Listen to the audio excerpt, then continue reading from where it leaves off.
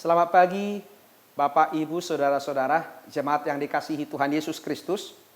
Mari kita mendengarkan renungan harian Sabtu 13 Juli 2024. Kita bersatu di dalam doa. Kasih karunia dan damai sejahtera dari Allah Bapa kiranya menerangi hati dan pikiran saudara-saudara di dalam nama Yesus Kristus Tuhan kita. Amin. Jemaat yang diberkati Tuhan Yesus Kristus, firman Tuhan yang menyapa kita renungan harian tertulis dalam kitab Kejadian 37 ayat 22. Lagi kata Ruben kepada mereka, "Janganlah tumpahkan darah, lemparkanlah dia ke dalam sumur yang ada di padang gurun ini. Tetapi janganlah apa-apakan dia."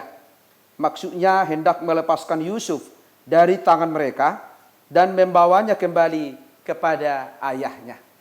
Saudara-saudara, penyakit terbesar manusia sepanjang hidupnya adalah sering membiarkan rasa kebencian, iri hati, dendam di dalam kehidupan kita.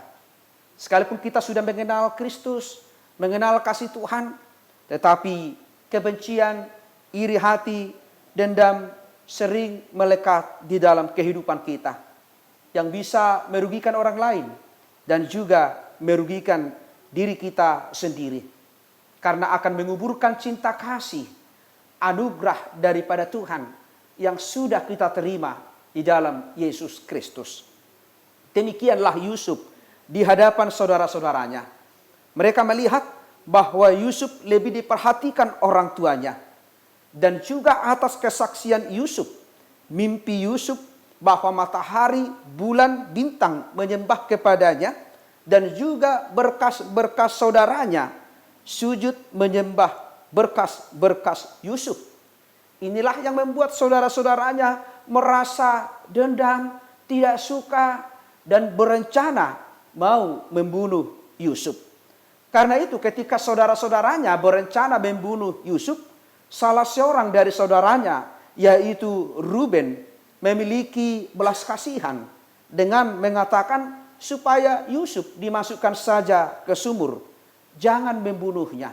Artinya Ruben masih memberikan kesempatan kepada Yusuf untuk hidup dan bisa bertemu dengan ayahnya Yakub. Saudara-saudara, inilah tantangan kita sebagai orang Kristen. Sifat SMS senang melihat orang susah, susah melihat orang senang, masih melekat dalam kehidupan kita. Padahal Yesus telah mengajarkan kita tentang kasih. Tuhan selalu mengajarkan kita tentang kebaikan, tentang pengorbanannya, tentang kasihnya, supaya kita hidup di dunia ini di dalam tuntunan kasih Tuhan. Orang yang percaya kepada Tuhan hendaklah membuang egoisme, hendaklah membuang iri hati, dendam yang bisa membuat kita kehilangan tujuan hidup kita. Sekalipun hidup ini diperhadapkan dengan persaingan hidup, kesulitan ekonomi, kesulitan pekerjaan, jangan pernah menghilangkan jati diri kita sebagai orang-orang Kristen. Kita harus tetap di jalur Tuhan. Kita harus tetap mengasihi saudara-saudara kita. Kita harus tetap mengasihi orang lain, karena Tuhan telah mengasihi kita melalui Yesus Kristus yang datang ke dunia ini. Karena itu saudara-saudara, sepintar apapun kita menyembunyikan kesalahan kita, dosa-dosa kita, Tuhan tahu apa yang kita perbuat. Sesederhana apapun hidup kita ini, tetapi ketika kita mau melakukan kehendak Tuhan, mau melakukan kejujuran, mau melakukan kebaikan, maka Tuhan akan selalu memperhatikan kehidupan kita. Maka marilah kita menghadirkan kebaikan Tuhan. Marilah kita menjadi orang-orang yang memberikan kasih, sukacita, keselamatan kepada orang-orang dimanapun kita tinggal. Kalau kita tidak bisa memberi, doakanlah. Jangan menyakiti, tetapi kasihilah melalui perbuatan kita. Karena kita ini adalah orang-orang Kristen yang penuh kasih. Kalau Tuhan mampu memberikan kasih-Nya dalam Yesus Kristus, maka jadilah kita orang-orang Kristen yang selalu mengasihi, karena itulah yang dikehendaki Tuhan di dalam hidup kita. Ketika kita mengasihi orang lain, Ketika kita memperlakukan orang lain seperti Tuhan memperlakukan kita, maka Tuhan akan selalu mengasihi kita, mencintai kita, dan memberkati setiap harapan kita. Amin.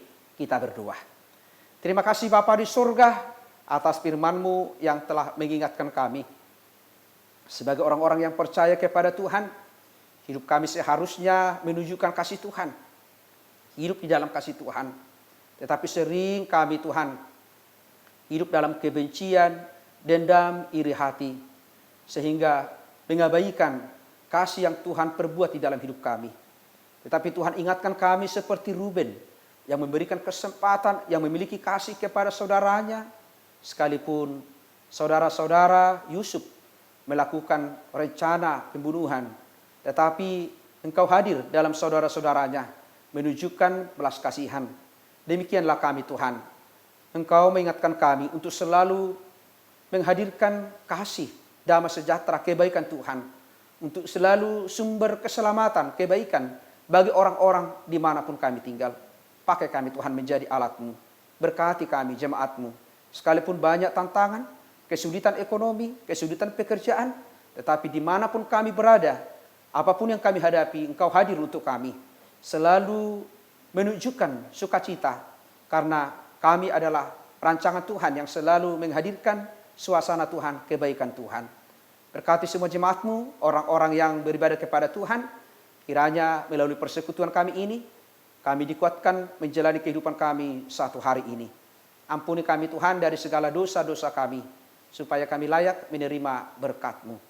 Terimalah doa kami ini yang kami sampaikan di dalam nama anak-Mu Yesus Kristus, Tuhan dan Juru Selamat kami. Anugerah dari Tuhan kita Yesus Kristus, kasih setia dari Allah Bapa, dan persekutuan dengan Roh Kudus, kiranya menyertai dan memberkati saudara-saudara hari ini sampai selama-lamanya. Amin. Jemaat yang diberkati Tuhan Yesus Kristus, selamat pagi, selamat berakhir pekan. Tuhan Yesus memberkati. Shalom.